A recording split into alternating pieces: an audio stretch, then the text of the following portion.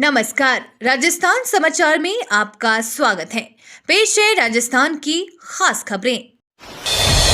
आम आदमी की जेब पर सरस दूध के दाम 2 रुपए प्रति लीटर बढ़ने से पड़ सकता है असर।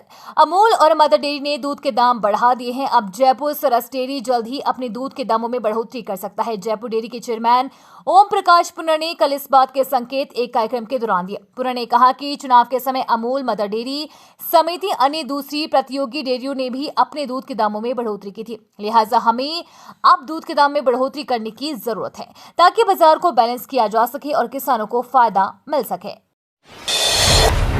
सेना की तैयारी कर रहे युवा ध्यान दें, राहुल गांधी का बड़ा बयान, हमारी सरकार आई तो हटाएंगे अग्निवीर योजना।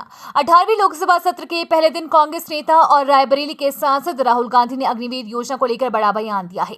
नेता प्रतिपक्ष राहुल गांधी ने रक्षा मंत्री राजनाथ सिंह के अग्निवीर को लेकर दिए बयान पर प्रतिक्रिया दी। राहुल गांधी ने कहा, भाजपा को अग्निवीर अच्छा लगता है, आप रखिए, हम अग्निवीर जब हमारी सरकार आएगी तो हटा देंगे। उन्होंने कहा कि हम सोचते हैं कि सेना जवानों और देशभक्तों के खिलाफ अग्निवीर योजना है, हम इस स्कीम को नहीं चाहते हैं। राहुल गांधी ने कहा कि बारूदी सुरंग विस्फोट में एक अग्निवीर ने जान गंवा दी, लेकिन उसको शहीद नहीं कहा गया। उन्होंने बयान देते हुए कहा कि एक इस्तेमाल करो और फेंक दो वाला मजदूर अग्निवीर है। इस पर रक्षा मंत्री राजनाथ सिंह ने राहुल गांधी के बयान पर आपत्ति जताई और कहा कि राहुल गांधी को गलत बयान नहीं देना चाहिए और सदन को गुमराह करने की कोशिश नहीं करनी चाहिए। राजस्थान की 5 सीटों के उपचुनाव में 2 पर बीजेपी कर सकती है टिकट रिपीट। राजस्थान में 5 विधानसभा सीटों पर उपचुनाव होने हैं। प्रदेश में विधानसभा की 5 सीटों पर उपचुनाव को लेकर जहां कांग्रेस ने कमेटियां गठित कर दी है, वहीं बीजेपी ने एक बार फिर दावा किया है कि उसके कार्यकर्ता ग्राउंड लेवल पर है और उपचुनाव में बीजेपी 5 सीटें जीतेगी। रविवार को बीजेपी कार्यालय में चुनाव को लेकर बैठक हुई। बीजेपी सूत्रों की माने तो पार्टी ने तय किया है कि बीजेपी पुराने चेहरों को तवज्जो देगी। चर्चा है कि देवली, उनियारा, खिवंसर में पुराने ही प्रत्याशी पार्टी मैदान में उतार सकती है। फिलहाल इस सीटों पर जातिगत समीकरण को देखते हुए पार्टी तैयारी कर रही है। पूर्वी राजस्थान के 13 जिलों तक पहुंचेगा 3 नदियों का पानी। राजस्थान में पानी की समस्या के बीच चंबल, पार्वती और काली सिंध की रिवर लिंक योजना से प्रदेश के साथ ही मध्य प्रदेश को फायदा होगा। सीएम भजूलाल के मुताबिक राज्य और केंद्र सरकार मिलकर इस योजना को बढ़ाने की कोशिश कर रही हैं और हालात पहले से सुधरे हैं। 72,000 करोड़ की इस योजना को लेकर मध्य प्रदेश और राजस्थान के बीच समझौते के तहत राजस्थान के 13 और मध्य प्रदेश के 13 जिलों को फायदा होगा। रविवार को भोपाल के कुशाभाऊ ठाकरे सभागार में नदी लिंक परियोजना को लेकर संयुक्त कार्यक्रम के मौके पर इस योजना से दोनों प्रदेशों के बीच रिश्ते मजबूत हुए। मानसून की एंट्री के साथ ही एसडीआरएफ हुई अलर्ट। राजस्थान में मानसून की झमाझम एंट्री हो गई है। मानसून के दौरान प्रदेश के कई इलाकों में भारी बारिश की वजह से बाढ़ की स्थिति भी बन जाती है। ऐसे में किसी भी तरह की आपदा में फंसे आमजन की जान बचाने के लिए एसडीआरएफ के जवान मुस्तैद हो गए हैं। प्रदेश के 28 जिलों में एसडीआरएफ की 51 टीमें मुख्यालय हेडक्वार्टर पर रवाना कर दी गई है। उनके पास 90 से ज्यादा मोटर बोट है। उन्हें फ्लड में इस्तेमाल किया जाएगा। आदिवासी भी हिंदू हैं, थे और रहेंगे, बोले शिक्षा मंत्री मदन दिलावर। राजस्थान के शिक्षा मंत्री मदन दिलावर ने फिर कहा कि हम सब आदिवासी हैं। आदिवासी का मतलब होता है अनादिकाल से इस धरती पर रहने वाले लोग और हमारे पूर्वज अनादिकाल से यहाँ रह रहे हैं। हिंदुस्तान में सब हिंदुस्तानी है यानी हिंदू है, चाहे उनकी पूजा पद्धति कुछ भी हो, इसलिए आदिवासी भी हिंदू है, हिंदू थे और हिंदू रहेंगे। वहीं सांसद राजकुमार रौत, उनके समर्थकों की ओर से किए गए विरोध और ब्लड सैंपल भेजे जाने पर उन्होंने कहा कि लेबोरेटरी में तो कोई भी अपना ब्लड सैंपल पहुंचा सकता है। फिलहाल उनके घर पर कोई नहीं आया है। राजस्थान के पाली के सादड़ी थाने में नए क्रिमिनल लॉ के तहत पहली एफआईआर दर्ज। 3 नए आपराधिक कानून देश में कल से लागू हो गई है। नए आपराधिक कानून के तहत राजस्थान में पाली के सादड़ी पुलिस थाने में पहली एफआईआर सोमवार को दर्ज की गई। महानिदेशक पुलिस साइबर अपराध एवं एसएससी-आरबी हेमंत प्रियदर्शी ने बताया कि ये एफआईआर भारतीय नागरिक सुरक्षा संहिता की धारा 173 के तहत रास्ता रोककर मारपीट करने एवं संपत्ति को नुकसान पहुंचाने की घटना के संबंध में दर्ज की गई है। भारतीय न्याय संहिता की धाराओं 115(2), 126(2), 324(4) एवं 324(5) में प्रकरण दर्ज किया गया है। 3 नए कानून का टीका, राम जूली ने कहा, विपक्षी नेताओं के लिए हानिकारक।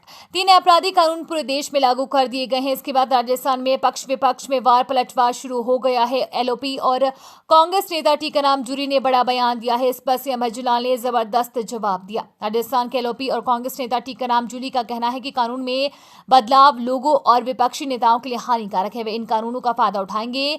इन कानूनों पर चर्चा होगी और आगामी राजस्थान बजट सत्र पर उनका कहना है कि नीट मुद्दा, पेपर लीक हमारी प्राथमिकता होगी। डबल इंजन सरकार को अपना विजन जनता के सामने रखना चाहिए। राजस्थान के 5,471 छात्रों को मिलेगा प्रति माह 1,000 रुपए स्कॉलरशिप। राजस्थान के शिक्षा मंत्री मदन दिलावर ने national means cum merit scholarship scheme चयन परीक्षा 2024 का परीक्षा परिणाम जारी किया है।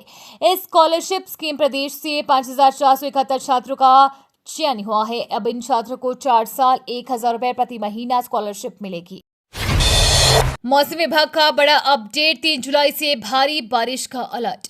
राजस्थान में 3 जुलाई से भारी बारिश हैवी रेन का दौर शुरू होगा। मीटेरियोलॉजिकल सेंटर जयपुर के अनुसार 3, 4 और 5 जुलाई को भरतपुर, जयपुर, उदयपुर और कोटा संभाग के कुछ भागों में बारिश होने का पूर्वानुमान है। इनमें से कुछ स्थानों पर भारी बारिश की संभावना है। पश्चिमी राजस्थान के बीकानेर संभाग के कुछ भागों में भी मेघ गर्जन के साथ बारिश होने की संभावना है। 4 से 6 जुलाई तक के दौरान उत्तर पश्चिमी राजस्थान के बीकानेर संभाग के कुछ भागों में बारिश की गतिविधियों में बढ़ोतरी होने और मानसून के पहुंचने की प्रबल संभावना है।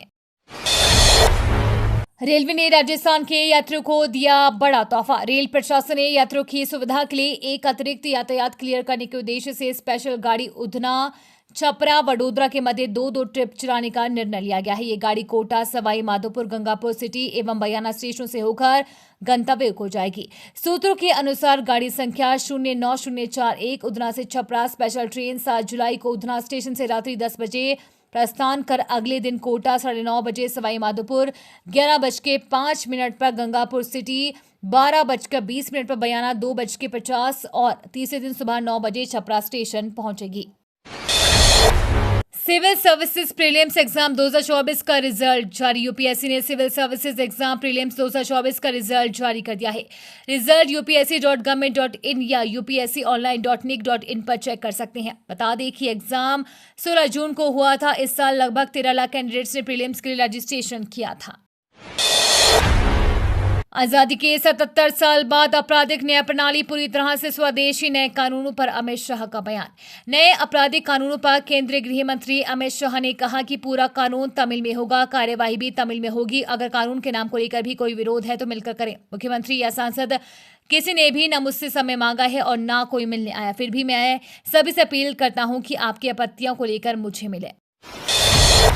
खुशखबरी, ये स्पेशल ट्रेनें फिर हुई समाने, कम होगा किराया।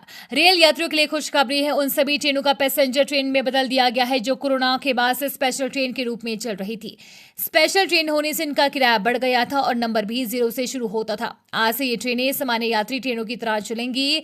इससे इन ट्रेनों के परिचालन में भी सुधार आएगा। स्पेशल ट्रेनों से अक्सर यात्रियों को देर से चलने की शिकायत रहती है।